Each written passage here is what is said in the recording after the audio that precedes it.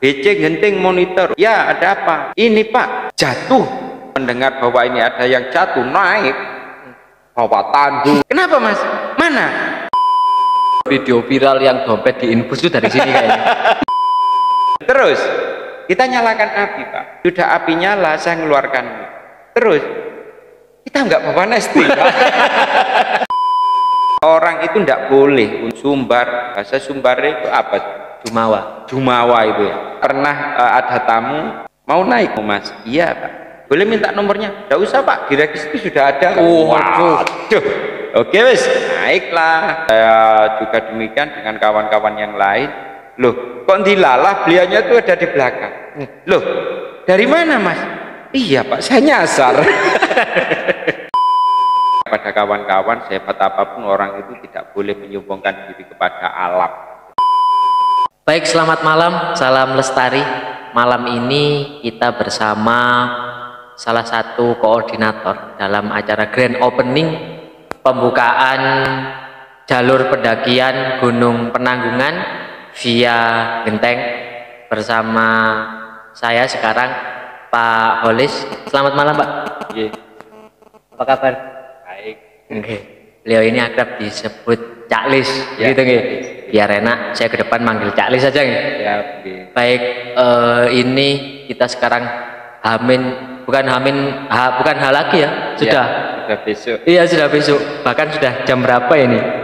Nah, besok ini launching grand opening pembukaan jalur pendakian Gunung Penanggungan yang dihadiri langsung oleh Ibu Bupati Kabupaten Mojokerto. Menarik teman-teman. Saya ingin menanyakan yang pertama persiapan. Sejauh ini bagaimana persiapan untuk besok? Ya. Jadi kegiatan ini memang 1 bulan yang lalu itu kita diminta oleh kecamatan untuk mengajukan proposal karena Genting ini merupakan satu dusun yang banyak mungkin ada nilai-nilai yang perlu itu ceritanya. Awalnya itu seperti itu. Nah, kemudian setelah kita kirim proposal pada tanggal 25 Mei itu kita mengajukan proposal untuk dihadiri oleh Ibu Bupati. Harapan kami kita di proposal itu kita pakai tanggal pendek supaya menentukan jadwal Ibu Bupati itu entah diundur atau apa di bulan 7 atau di bulan 8 itu adalah harapan kami. Nah, karena yang tanggal kita ajukan itu di tanggal 29-30 itu di ACC, maka sebenarnya kita masih belum siap sebenar-benarnya untuk pembukaan ini mestinya yang untuk dihadiri Bupati. Nah, karena begitu tanggal proposal itu diiyakan oleh Ibu Ikwina, Ibu Bupati, orang nomor 1 di Mojokerto, maka ya sudah, dengan siap tidak siap, mau tidak mau, kita memaksa diri dengan warga ini untuk memperbaiki apa-apa fasilitas yang perlu kita persiapkan, terutama pembangunan pos. Ya. Karena pada waktu itu yang masih tersedia itu hanya base camp saja. Untuk pos masih belum kita bangun di atas itu, sehingga pos 2 pun itu masih berupa cuman tiang 4 itu. Nah, setelah proposal itu diakan, sehingga kita kerja bakti itu di tiap minggu. Tiap minggu itu kerja bakti sama warga itu naik di pos 2 itu. Nah, di pos 2 itu kita pasang penutupnya. Kemudian di minggu berikutnya kita mendirikan lagi pos 3. Itu kerja bakti. Sehingga karena kalau di pos 2 ini kan lumayan agak dekat dari sini. Kalau di pos 3-nya karena itu ada di Alas Jambangan, orang sini nyebutnya itu kan agak jauh. Sehingga kita menentukan hari kepada kawan-kawan itu bagaimana kita personilnya itu agak banyak. Sehingga agar tidak terjadi di pos 2 itu kan sampai 2 minggu. Satu personil kerja bakti ya. Minggu pertama hanya mendirikan tiang, kemudian minggu keduanya mendirikan atapnya. Nah, kalau di pos 3 ini karena lumayan jauh, sehingga harapan kita 1 hari itu sudah jadi. Rampung. Ya sudah rampung. Kalau mau naik lagi itu mengingat jarak yang juga tidak dekat, sehingga itu kawan-kawan berangkat sekitar 15 atau 18 orang gitu ya naik. Nah, sana ada yang cari tiang, ada yang cari bambu, ada yang babat-babat. Pokoknya pada waktu itu semua bertugas sebagaimana kebutuhan itu agar pos 3 ini cepat terbangun ya, seperti itu. Lantas kalau ternyata ini kan bisa dikatakan rencana ini di ACC bahkan dimajukan tanggalnya kan begitu, dipercepat ya. Nah, apakah kemudian kalau misalkan itu sesuai dengan target proposal, misalkan apakah ada hal yang mungkin dirubah atau dari rencana awal? Enggak, cuman waktu itu mungkin penyesuaian jadwal Ibu Bupati saja ya. Semula kita mengajukan di tanggal 29-30 dengan konsep ya seperti ini. Tapi karena waktu itu entah karena apa Ibu Ikwina itu tanggalnya itu dimajukan di tanggal 29. Sementara leaflet itu sudah kita sebar pada tanggal 30. Ya, sehingga ini banyak yang sudah mengetahui di tanggal 30, kemudian maju di tanggal 29, kemudian kembali lagi ke tanggal 30. Nah, fakta yang terjadi tadi itu banyak yang datang, loh katanya ada bupati ya, kita sampaikan dari kepanitiaan di register sana itu, ya memang ada bupati, tapi besok Mbak. Oh kalau gitu ya besok aja kembali. Nah karena yang bersangkutan ini sudah datang ke sini, ya sudah membeli tiket, ternyata salah tanggal, ya tidak jauh sih orang porong atau apa ya, terus besok ya mau kembali lagi. Oke, jadi ceritanya seperti itu karena ada reschedule mungkin ya, jadwal dari bupati. Sebelum jauh untuk teknis besok, saya ingin lebih dekat mengenal tentang Gunung Penanggungan. Mungkin secara histori sosialnya begitu seperti apa Jalis? Ya kalau mengenai histori dan cerita yang itu mungkin bukan kapasitas saya untuk menjawab. Saya khawatir nanti ada salah cerita, saya mengubah sejarah malah ribet. Nah kalau mungkin ada orang tanya kenapa ini dinamakan Candi Lemari, ya enggak tahu ya, pokoknya nenek moyang kita dari dulu ya nyebutnya Candi Lemari. Umpak Wolu, Candi Umpak Wolu kenapa disebut Candi Umpak Wolu? Ya memang umpaknya Wolu ada 8 lah, tapi itu sebelum ditemukan umpak itu ada 8, ada umpaknya disebut Wolu ya. Jadi orang-orang sini itu dulu kalau ngambil rumput untuk tepakan ternak, orang mungkin masih belum mengetahui itu umpaknya ada 8 ono wolu atau tidak, tapi sudah disebut umpak wolu seperti. Berarti itu ditemukan nama itu kemudian seiring ditemukannya situs atau barang tersebut. Ya kalau ngomong situs di lereng Penanggungan, apalagi sisi utara ya, ini ya mungkin ratus. Karena apa? Kami membangun mendirikan pos 3 saja di Alas Jambangan itu kita membabat rembutan ya jerami itu sudah nemu gilang. Banyak memang batu-batu yang berserakan itu yang ada di apalagi di sisi utara. Maka branding kita itu adalah ketika kita di pos 1 kita kasih tulisan, mungkin ini membuat daya tarik tamu-tamu kita, Anda memasuki jalur 1000 candi. Kita seperti itu ya. Awalnya. Hingga sekarang ini kita Anda memasuki jalur 1000 candi seperti itu. Nah, artinya dari histori sosial dan histori wisata itu, apakah inilah yang kemudian menjadi daya tawar tersendiri, yang sehingga sebenarnya di Penanggungan ini kan sudah banyak ada jalur. Lah, mengapa? Ya. Kalau mengenai istimewa ataupun tidak, saya kira itu tergantung penilaian. Ya, tergantung penilaian. orang mungkin sekalipun dipandang orang lain jelek, yang bersangkutan tidak mungkin merasa jelek, kan seperti itu ya. Jadi bagaimana prinsip kita ini untuk membuka jalur pendaki itu ada. Kalau yang lain itu bisa, kenapa Genting tidak bisa? Justru Genting ini yang mungkin banyak disuguhkan pengenalan-pengenalan terhadap situs-situs sejarah-sejarah yang mungkin itu menjadi edukasi para tamu, mempelajari zaman dahulu itu bahwa di sini ada kehidupan. Nah, sehingga muncullah kita mengajukan izin atau PKS dengan Perhutani pada bulan November 2023 itu sudah turun PKS-nya ya, perjanjian kerjasama. Iya, PKS perjanjian kerjasamanya antara Perhutani dengan di sini kan kelola KMD, Koperasi Masyarakat Desa. Karena di sini juga ada LMDH, tapi arahan dari Perhutani bahwa untuk pengelolaan wisata itu ada 3 yang menjadi partner kerjasama. Yang pertama adalah PT, ya, kemudian BUMDes, kemudian koperasi.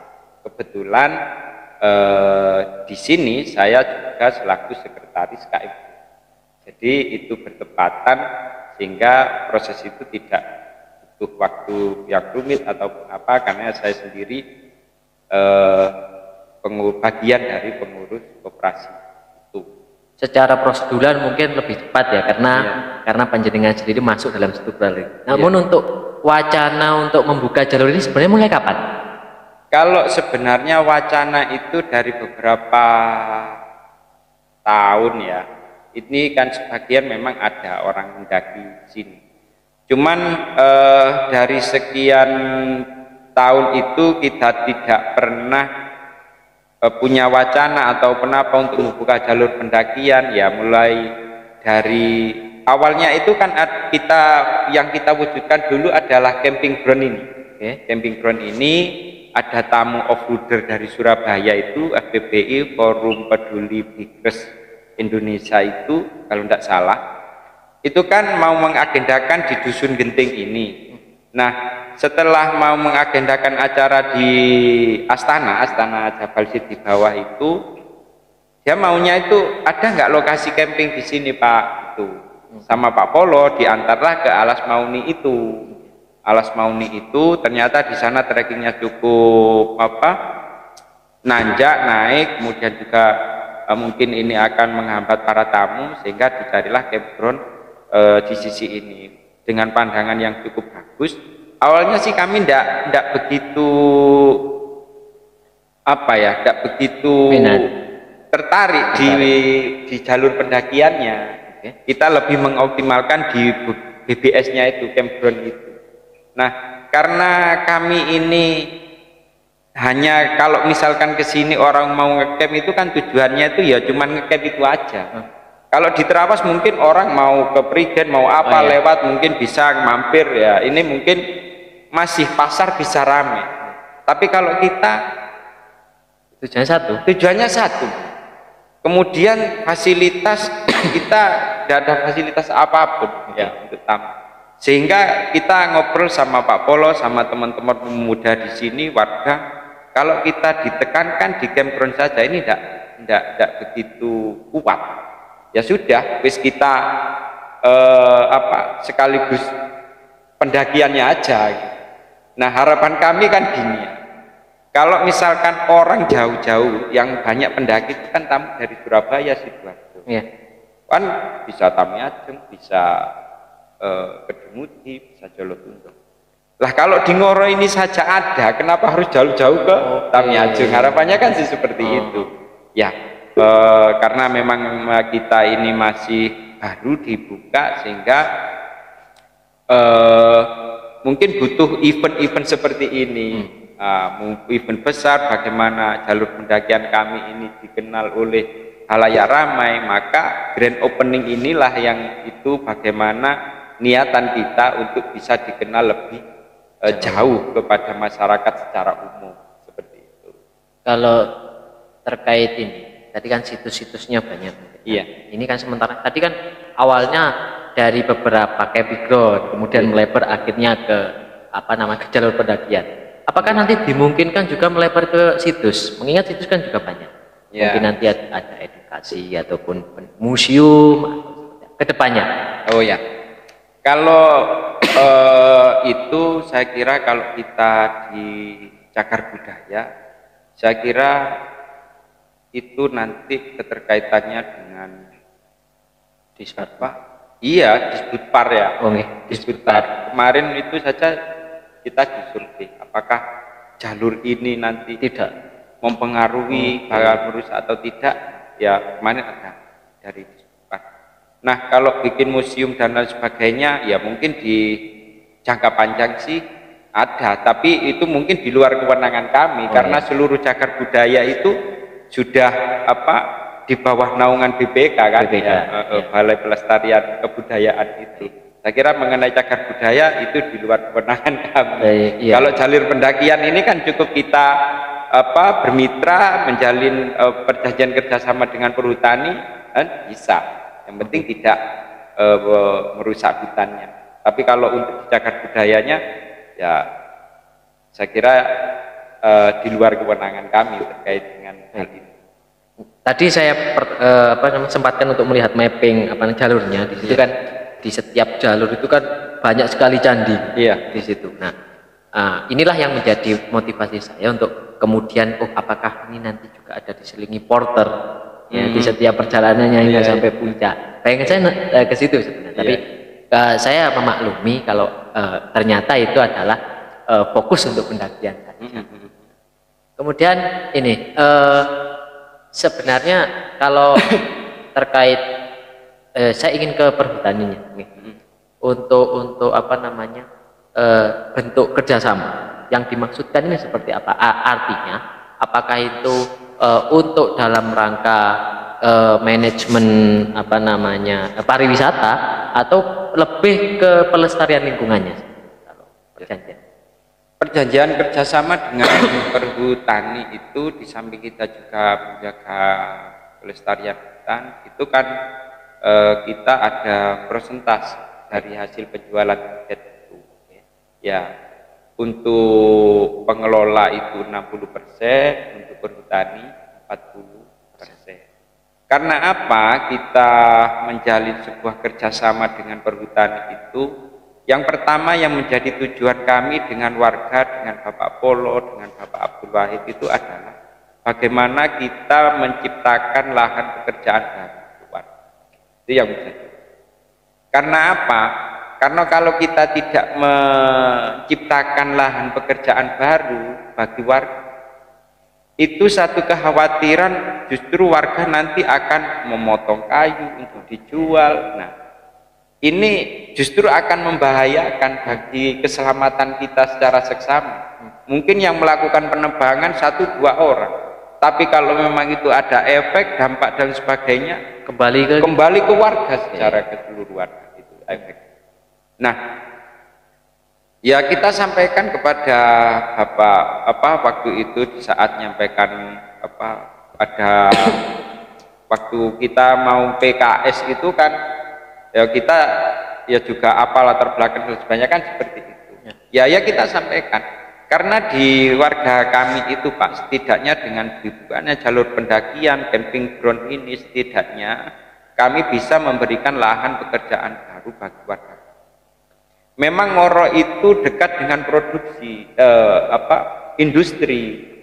Tapi itu kan berlaku bagi orang yang berijazah. Sementara yang putus sekolah, apakah ini tidak kita pikirkan? Lah harapannya, warga kita ini kan. Harapannya dengan dibukanya jalur pendakian ini, mungkin yang masih muda bisa porter, bisa guide, dan sebagainya. Mungkin yang sudah di usia lanjut, ya mungkin harapannya kalau memang sudah rame nanti bisa jaga toilet, kan harapannya seperti itu. Kita memberikan lahan pekerjaan baru untuk warga kita, itu yang menjadi tujuan kami. Nah, yang berkaitan erat itu adalah Kalau kami itu dekat dengan hutan, tentunya kan orang itu secara penghasilan kan pasti dari hutan. Dari hutan. Nah, kalau kita tidak menciptakan ini, ya yang saya khawatirkan itu motong kayu itu udah pakai. Kecuali kita hidup di pesisir pantai, maka kita akan mengarahkan warga kita untuk belajar mancing, nelayan, seperti itu. Iya. Sesuai dengan apa kearifan yang di situ. Kan? Iya, iya. Nggak mungkin kan kita berasal dari desa tapi selamanya akan mengutik-utik kota. Saat proses PKS itu di situ sebenarnya ada nggak ragam-ragam penentangan, nggak setuju untuk pembukaan? Ya, kalau tidak ada persetujuan dan sebagainya, enggak. Ya cuman kita itu pesen perhutani itu perhutani dengan BPK ini kan berbeda. Baik. Ya, kalau hutan perhutani ini menjaga kelestarian hutan. Kemudian di BPK-nya ini dan Disbud Parya itu menjaga kelestarian situs-situs itu, sehingga dari perhutani pun kalau membuka jalur pendakian jangan sampai mengganggu situs-situs yang ada di Gunung Penanggungan, agar kami tidak bermasalah dengan instansi lain, seperti itu. Sehingga di saat kita mau ada pendaki yang mau berangkat, selalu kita briefing, tetap berada di jalur yang sudah ada itu. Kalaupun mau selfie atau apa, cukup di belakangnya saja, jangan sampai naik ke batunya, supaya kita di bawah kita bekerja sama dengan perhutani ini, perhutani tidak ada masalah juga dengan instansi yang lain. Kita sama-sama menjaga, artinya kita selaku pengelola ini ya juga tidak ada masalah dengan perhutani, perhutani pun juga tidak ada masalah dengan instansi-instansi lain. Kalau itu memang bentuk upaya untuk agar pendaki itu tadi salah satunya tidak naik ke batu, berarti itu pernah kejadian seperti itu? Pernah memang, tapi kalau di sini tidak. Tapi itu di pendaki lain yang tidak kami sebutkan, ya itu ada. Sampai viral. Nah, mestinya saya banyak belajar dari kawan-kawan pendaki. Justru dari kawan-kawan pendaki itu memberikan pelajaran banyak kepada kami. Bahkan memaku pohon saja kita tidak boleh. Apalagi itu peninggalan sejarah nenek moyang kita yang harus kita jaga. Sehingga ada dari situs lain, dari pendaki jalur lain itu ada yang sampai foto di atas candi, dan itu dikecam. Buat saja benernya yang besar supaya dia tahu bahwa itu merupakan bagian dari sejarah yang tidak boleh dirusak ataupun apa. Nah, dengan duduk di atasnya saja, kalau memang orang itu pecinta terhadap situs-situs itu kan bisa dianggapnya satu pelanggaran, satu hal yang kurang sopan. Kan? Bisa saja. Kalau orang Jawa itu sudah pekewuh gitu. Iya. Di atasnya, jangankan di atasnya ya, kita berdiri di sampingnya itu sudah kayak ngerasa gimana gitu. Iya. Nah, kemudian kenapa motivasi untuk Bupati dihadirkan di sini? Iya, karena kita itu kalau berbicara tentang pasar ya, kalau kita itu yang kita hadirkan itu bukan yang wow, maka daya tariknya itu kan ya juga minim. Maka kenapa kita harus menghadirkan Bupati dalam rangka pengenalan untuk grand opening besok itu? Ya memang harapan kami dengan kehadiran orang nomor 1 di Mojokerto, yaitu Ibu Bupati, harapan kami semakin banyak tamu yang datang, semakin banyak jalur genting jalur penanggungan Biang Genting ini akan dikenal. Maka kita mulai 1 bulan yang lalu itu terus kita share di beberapa medsos, Instagram, TikTok dan sebagainya, agar supaya masyarakat secara umum ini tahu bahwa pada tanggal 30 itu ada grand opening yang diberangkatkan oleh Ibu Bupati. Seperti itu. Baik. Nah, kemudian terkait tadi, jadi teman-teman tadi itu tidak hanya besok aja kegiatannya. Jadi ini sudah mulai dari tadi sore ya, Iya. Alis ya. Itu tadi sore sudah ada beberapa, bahkan ada latihan apa namanya penanganan satwa liar.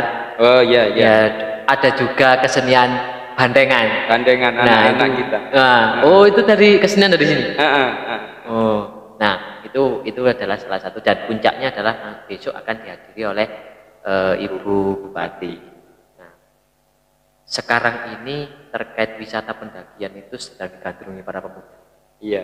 Nah, tapi juga di situ ada apa namanya? Ada beberapa dampak yang efek dari situ. Ya, yang bisa kita hindari adalah salah satunya adalah perilaku yang arahnya bisa merusak. Iya. Menurut jenengan, dan ketika jenengan ada apa ya namanya pesan untuk teman-teman kita pemuda, utamanya pendaki yang pemula kan sekarang ada pendaki karbitan. Kalau kita nyebut wis pokoknya wis siapa nggak gunung apa yang namanya keren selesai. Seperti apa itu? Ya, kalau kita kalau boleh saya bercerita, kemarin itu ada pendaki 6 orang, 3 cewek, 3 cowok. Sejak awal itu kita sudah menanyakan bekalnya bagaimana. Oh sudah Pak, siap. Kemudian bawa senter sudah bawa. Mau naik sampai mana? Puncak Penanggungan Pak. Bawa tenda, enggak Pak, kami tektok. Tektok dilakukan malam hari. Ini kan juga mengkhawatirkan. Nah, sudah, karena untuk saat ini dari Genting ini kan kita selalu bawa HT. Dari basecamp ini kita fasilitasi HT. Tujuan kami adalah memantau para pendaki itu tidak sampai lepas dari jalur yang ada. Setelah kami pagi, kita Mbak siapa itu pokoknya kita dari basecamp ini monitor pendaki yang tadi malam nyampe mana. Oh nyampe pos 3 Pak. Karena waktu itu disampaikannya tektok, pagi itu kami beranggapan bahwa itu sudah pulang. Ternyata dia masih berangkat. Loh. Waduh, sudah mau turun apa? Enggak Pak, ini mau berangkat. Wis kita enggak ya. Lalu kami monitor. Kami tidak menginginkan sesuatu hal yang terjadi pada tamu-tamu kami. Kalau bagaimanapun juga itu merupakan tanggung jawab kami. Nah, setelah itu sore waktu kita mendirikan pos 1 di campground BBS ini, itu datang satu anak. Sepatunya itu sudah tidak dipakai. Termasuk rombongan 6 orang ini tadi? Iya, 6 orang itu, tapi yang baru kelihatan itu masih 1. Laki-laki atau perempuan? Laki-laki yang datang pertama. Loh Mas, kok nggak dipakai sepatunya? Iya Pak, jebol. Kemudian, oh gitu. Loh, terus tasnya kok dibawa kayak gitu? Orangnya bawa ransel kan mestinya ikat sini kan sini. Itu enggak, satu sisi aja. Aduh. Loh kenapa tasnya? Jebol Pak. Yang lain kemana? Masih di belakang Pak. Oh gitu. Wes, yang 5 ternyata banyak sepatunya. Terus gimana Mas naik? Sudah nyampe puncak? Enggak Pak, enggak sampai puncak. Loh terus? Iya Pak, karena kami juga kelelahan, ya juga lapar. Loh kenapa? Enggak bawa bekal. Katanya bekalnya tadi malam itu sudah oke semua. Iya Pak, kami itu kita kan bawa mie. Kemudian karena kompor itu kita sewa Pak. Setelah nyampe di atas kita coba, enggak nyala Pak. Wadah iki blind. Wes ruwet-ruwet. Salah kedaten. Terus kita nyalakan api Pak. Nyalakan api, sudah api nyala saya ngeluarkan mie. Terus kita enggak bawa nesti Pak. Lah menghadapi pendaki-pendaki yang seperti ini ya, kita itu waduh iki ya wis opo ya. Kan nggak mungkin kita itu menolak tam. Ya kalau memang untuk berpakai safety sepatu itu ya memang kita harus, karena melewati hutan kita takut kesengat hewan bisa dan sebagainya. Nah, terus makannya gimana, Mas? Ya itu Pak, kita makan protein. Ternyata sampai di bawah itu dari anak-anak ini kelapa. Ya untungnya kita bawa mau kerja bakti itu saya beli gorengan di Ngoro itu, gorengan di Ngoro, dan itu aja dimakan Pak. Jadi dimakan. Ya menghadapi situasi seperti itu ya kita ya sangat miris, ya kasihan. Ya, mestinya kalau orang mau mendaki itu kan ya wis memang dipersiapkan segala sesuatunya, bekal dan lain sebagainya. Di samping kita briefing juga terkait rute, jalur dan sebagainya, di samping itu kita juga pula menanyakan kesiapan bekalnya. Ya harapan kami sih kalau mau naik itu ya wis mau naik beneran. Kalau memang mau mendaki ya mendaki beneran. Ya kalau terjadi pendaki FOMO apa itu nyebutnya pemula itu, pemula itu. Wes kita ya wes hati-hati betul. Makanya kalau misalkan ada yang seperti itu selalu kita bawa HT, kita selalu monitor dari bawah supaya kita terjadi hal-hal yang di luar keinginan kita bersama. Kalau melihat kasus yang seperti itu jadi artinya kan ada rekomendasi dari jenengan atau gambaran lah bagaimana sih SOP di sana, mungkin termasuk anjuran, larangan ketika mulai dari pos 1 ini hingga di atas, mulai dari persiapannya harus seperti apa sih? Ya kalau kita itu orang mau mendaki ini kan beda jauh dengan orang mau ke pasar kan Mas. Jadi segala sesuatunya mestinya dari kawan-kawan pendaki itu tahu. Oh iya, aku itu kalau mau di atas itu avoiding. Tentunya saya harus bawa jaket. Tentunya di sana itu uang tidak laku karena tidak ada pasar ya kan. Nah tentunya tidak bisa gojek, tidak bisa COD. Siapa mau ngantar? Siapa mau ngantar kalaupun bisa Shopee Food. Nah, Shopee Food tidak ada di sana. Maka segala sesuatunya itu mestinya dipersiapkan sejak awal. Pembekalan itu penting ya. Kemudian logistik itu juga sangat menentukan dia mau di atas itu mau camping berapa hari. TikTok pun kalau memang pendaki itu sudah handal ya kita tidak pengalaman, kita tidak mengkhawatirkan. Tapi kalau usia masih sekolah, TikTok dengan bekal yang tidak memenuhi ya kami sangat mengkhawatirkan sekali. Makanya kami selalu pantau itu untuk memastikan bahwa tamu kami itu masih dalam kondisi baik-baik saja. Harapan kami. Kondisi di sini itu kan orang itu tidak boleh untuk sumbar. Bahasa Sumbar itu apa? Jumawa itu ya. Saya pernah ada tamu mau naik Pak Mas. Iya Pak. Oh ya, ini bawah itu enggak usah Pak, saya sudah terbiasa kok naik gunung dimanapun. Wes.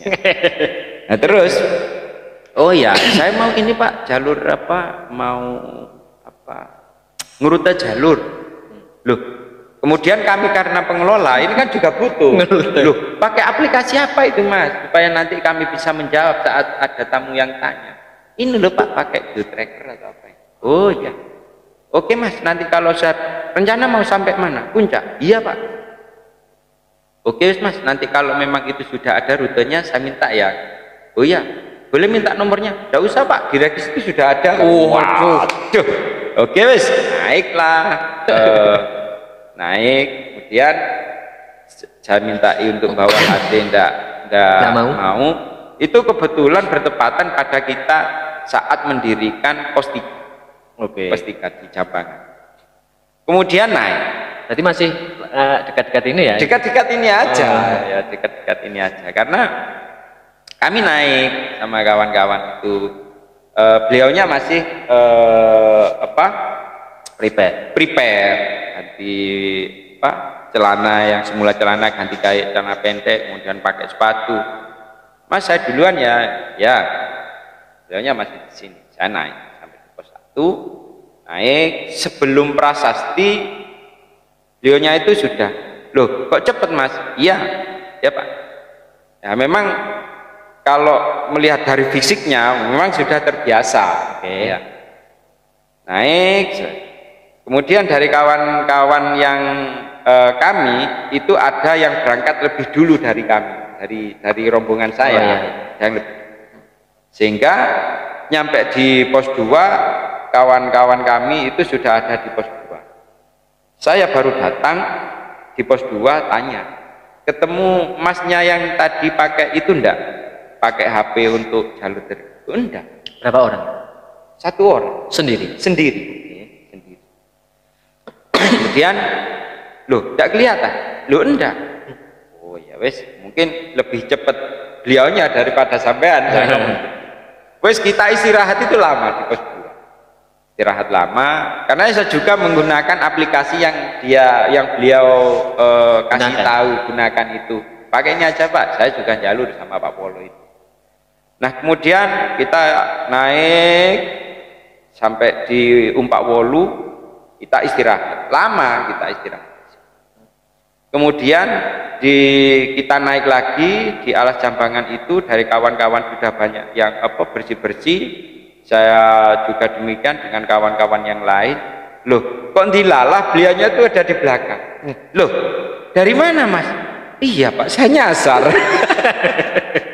Iya Pak, saya nyasar. Artinya kita itu kalau melewati hutan itu menjadi pelajaran.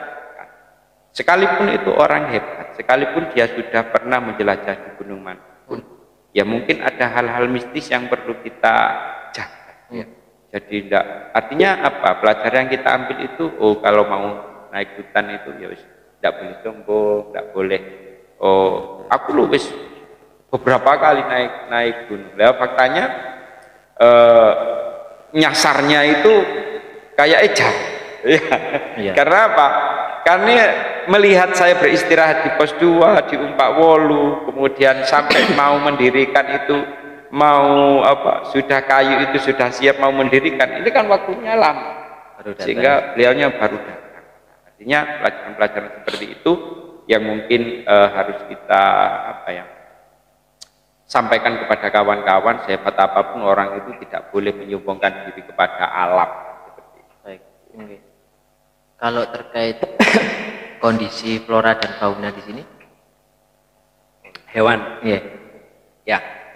Jadi kalau kami itu ditanya terkait hewan dan sebagainya, kami selalu punya cerita. Iya.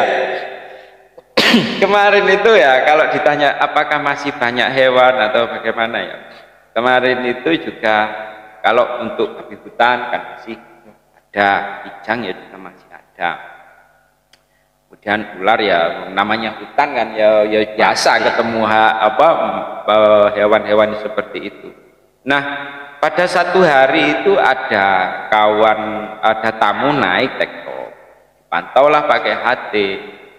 Singkat cerita, saat dia turun itu memonitor kami. Pak minta bantuan, BC genting monitor. Oh ya ada apa? Ini Pak jatuh lah. Bayangan kawan-kawan itu ya, bayangan kawan-kawan ada ular Pak jatuh. Wes karena ada yang ngomong jatuh, sehingga kawan-kawan tim relawan ini naik. Kebetulan ada juga ambulannya Mas Uut ini datang di sini juga, sehingga tim medis yang dari rela mendengar bahwa ini ada yang jatuh naik, bawa tandu naik ya. Setelah itu ketemu, kenapa Mas? Mana? Itu kan ya, Mas Adi itu yang sambil bawa perban yang itu yang patah tulang ya, seperti itu. Mana Mas? Apanya Pak? Lu katanya jatuh. Loh, dompet Pak yang jatuh. Dompet Pak yang jatuh. Oh ini. Nah, terus katanya tak jatuh itu tadi. Gini loh Pak, ada dompet jatuh, saya butuh bantuan, saya mau kembali, di sana itu ada ular, saya takut. Dia itu jangan memberikan informasi kepada BC itu tidak detail. Yang namanya orang panik, Pak jatuh, butuh bantuan. Ya sudah, tim kami naik. Setelah ketemu, Mas mana? Apa Pak? Lo katanya jatuh, dompet Pak. Banyak cerita menarik, sekalipun kami masih baru membuka jalur pendakian ini, kami punya segudang cerita untuk hal-hal lucu ini ya. Seperti itu. Oh, berarti sebelum jalur ini dibuka ini sebenarnya sudah banyak digandrungi, diminati ya, oleh para pendaki ya yang bias ini. Kalau akhir-akhir ini sih, karena kitab dibukanya itu kan di bulan November. Sekarang kan bulan Juni ya. Jadi kami bercerita itu ya di antara November dengan Juni itu. Banyak cerita itu. Nah, ya mudah-mudahan cerita-cerita lucu aja yang kami terima ya kan. Ya mudah-mudahan tidak sampai cerita yang mengerikan itu ya. Ya mudah-mudahan sampai kapanpun ya cerita-cerita lucu gitu aja. Sekalipun itu membuat panik bagi tim kita. Itu sudah berapa orang yang naik itu saat itu? Ada 6 mungkin. Waduh. Ada 6 orang yang naik sambil bawa tandu. Apalagi yang bawa tandu itu badannya besar. Nah, kemudian karena itu hari kerja, kecuali hari libur kita banyak santai di base camp dengan kawan-kawan yang bekerja di perusahaan. Itu kan kalau hari libur kan banyak nyantai. Tapi kalau hari kerja ya ini kan orang-orang tertentu saja yang bisa santai di base camp itu. Begitu ada informasi demikian jatuh, nggak taunya dompet. Ya tak guyoni, lah ngono dompet kok diblebet. Walah, fenomena dompet jatuh. Fenomena dompet jatuh, mau ngambil karena ada ular, ya dia tidak berani, butuh bantuan. Bayangan orang base camp, tiba butuh bantuan, Pak iki wis jelas patah, nggak tahu apa ya. Tapi alhamdulillah cuman dompetnya yang jatuh. Mungkin ini kayaknya salah satu sumber video viral yang dompet diinfus itu dari sini kayaknya. Kayaknya itu. Dari sekian cerita mungkin dari Genting ini yang punya. Iya, rupanya. Dari jalur pendaki lain tidak akan punya cerita seperti itu.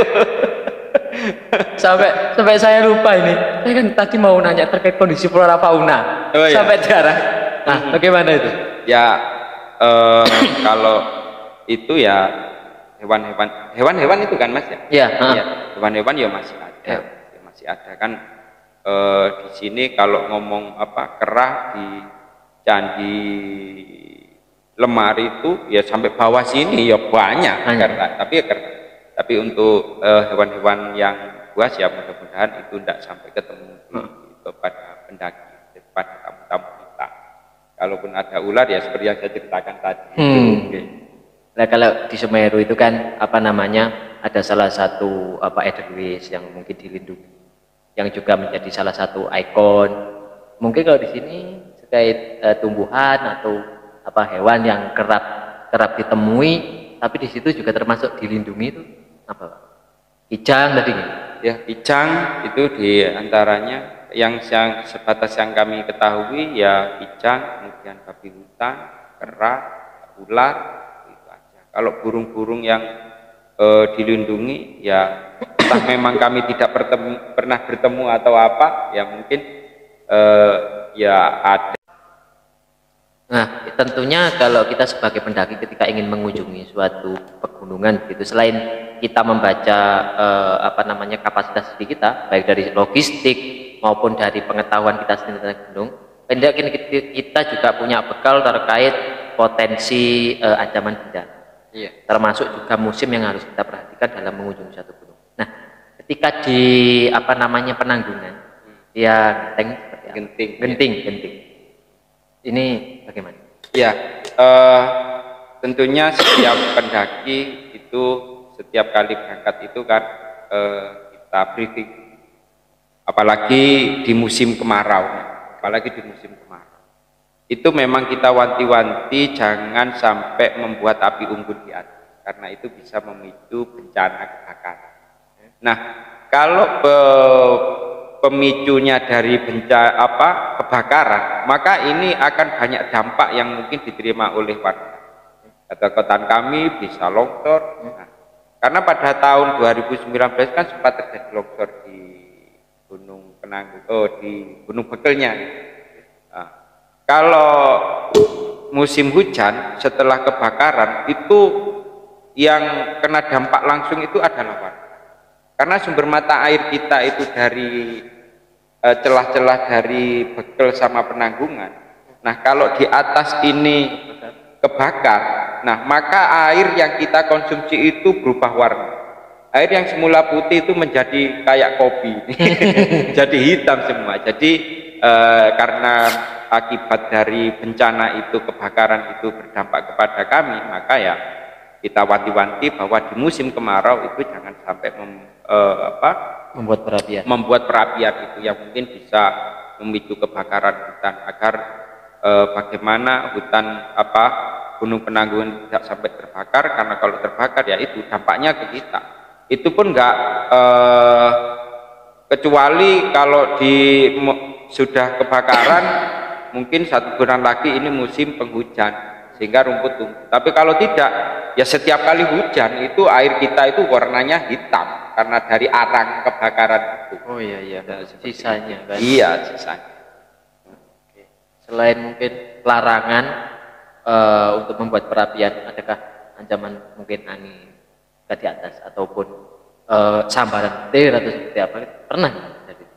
Ya kalau kami karena masih baru untuk hal-hal yang demikian itu masih belum pernah terjadi. Ya cuman kan karena kalau di gunung ya begitu hujan kan, karena memang di dataran tinggi ya, apalagi di Penanggungan ini kan 1600 mdpl ya. Jadi hutan ketika hujan itu ya kayak badai, dinginnya juga luar biasa. Wong tidak hujan aja udah dingin, apalagi hujan. Sampai minus berapa itu? Waduh, kurang tahu ya kalau untuk minusnya sampai di puncak itu kan. Pokoknya kalau kita makan di luar saja itu rambut ini wis basah. Kalau kabutnya pas ada itu. Bisa saja ya hipo ya sebenarnya.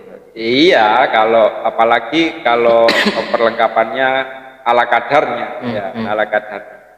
Karena di puncak ini kan nggak boleh main-main seperti kita di dataran rendah seperti ini. Karena sekali dia ada kesalahan, maka akibatnya akan sangat fatal sekali. Harapan terakhir dari pembukaan jalur ini mungkin? Yang menjadi harapan kita itu adalah bagaimana kita bisa mengelola hutan dengan baik, itu yang pertama, untuk menghindari kerusakan hutan dan sebagainya. Di samping itu juga kita berharap bahwa dengan dibukanya jalur pendaki itu, seperti yang saya sampaikan di awal, ingin memberikan lahan pekerjaan baru bagi warga kami. Karena notabene kami di Dusun Genting ini cuma 2 RT. Cuma 2 RT. Inilah yang menjadi latar belakang kita kenapa sih kita ingin membuka jalur pendakian dan membuka campground itu. Harapan kami yaitu memberikan lahan pekerjaan baru yang bisa berputar perekonomian warga seperti itu. Jadi kalau warga kami itu memang tidak berpikir keras seperti itu, ya kami di setiap agenda kami 1 tahun sekali ruah deso itu ya, kalau ingin menginginkan hiburan yang agak besar gitu ya, seperti wayang ya, kecuali kayak elektron ya mungkin kita iurannya mungkin sedikit. Tapi kalau mengendaki wayang dan hiburan besar lainnya, tentunya lewong 2 RT untuk kebutuhan wayang ini kan tidak membedakan. Erong RT sangat juta, RT gede terus 15 juta kan tidak seperti itu ya. Jadi ini bagaimana kita memutar, bagaimana kita bisa mendapatkan lahan pekerjaan baru di samping itu. Nah kalau maksud kami itu setidaknya dari base camp ini bisa untuk support kegiatan-kegiatan seperti itu, sehingga ketika kita mau mengagendakan acara hajatan desa itu tidak iuran warga ini tidak sebegitu besar. Sejauh ini kan iuran ya kalau mau nanggap wayang ya minimal 100.000. 100.000 kali 70 warga ya 7 juta. Sementara wayang menghabiskan 20 juta, yang untuk kekurangannya kita bersama Pak Polo dan perangkat yang ada ini ya memikir untuk kegiatan. Nah, sehingga dengan harapan itu nanti dari pembukaan jalur pendakian ini bisa menyuplai kegiatan-kegiatan di dusun kami, utamanya seperti itu. Oke. Nah, selanjutnya mungkin bisa disapa warga Kabupaten Mojokerto Raya ini juga termasuk nanti pesan-pesan untuk pengunjung yang akan datang ke sini. Iya, kepada warga Mojokerto dan seluruh warga di kabupaten-kabupaten lain, dengan digelarnya grand opening penanggungan Biang Genting ini, besar harapan kami jalur pendakian ini akan semakin banyak dikenal oleh warga-warga lain, warga-warga di luar Mojokerto terutama, sehingga bagaimana tamu-tamu ataupun para pendaki itu banyak yang melalui atau melewati jalur Biang Genting. Saya kira itu besar harapan kami dengan grand opening ini, kedepannya semakin banyak dikenal dan semakin banyak tamu yang datang di jalur Biang Genting.